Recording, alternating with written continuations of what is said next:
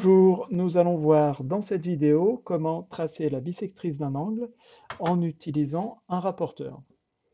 Donc voici un angle, on va donc mesurer cet angle. Donc on met bien le centre du rapporteur sur le sommet de l'angle. Ensuite on aligne bien le début de la graduation, donc le 0, avec un des côtés de l'angle, et on mesure cet angle. Alors on essaye d'être le plus précis possible. Alors ici on voit que l'angle mesure entre 28 et 29 degrés, donc ce qui sera souvent le cas, ça ne tombera pas forcément sur une valeur exacte. Alors nous allons devoir diviser cette mesure par 2. Donc ici, si on considère que c'est 28 degrés, la moitié de 28 degrés, c'est 14 degrés. Donc on va faire un petit trait à 14 degrés. Alors évidemment, on voit que si du coup c'est 29, la moitié de 29, ça va être 14,5. Donc ça sera entre 14 et 15 degrés. Donc c'est un des inconvénients de cette méthode, c'est qu'il n'est pas toujours facile d'être très précis dans la mesure, et en plus il faudra diviser cette mesure par 2.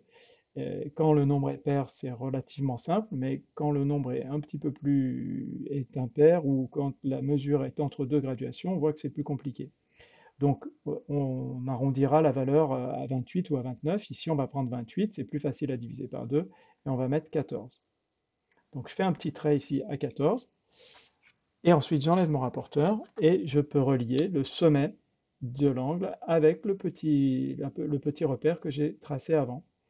Et le plus précisément possible, avec un crayon bien taillé, je trace ma droite. Donc cette droite est la bissectrice de l'angle, puisque l'on a divisé par 2, on a donc 14 degrés pour le premier angle ici, et on a aussi forcément 14 degrés pour le deuxième angle ici.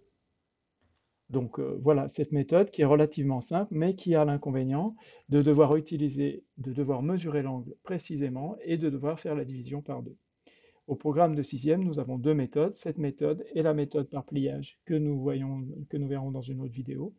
Il existe une méthode avec le compas qui sera préférable puisqu'elle ne nécessitera pas de faire de mesure et pas de faire de division. Par contre, elle n'est pas au programme de sixième.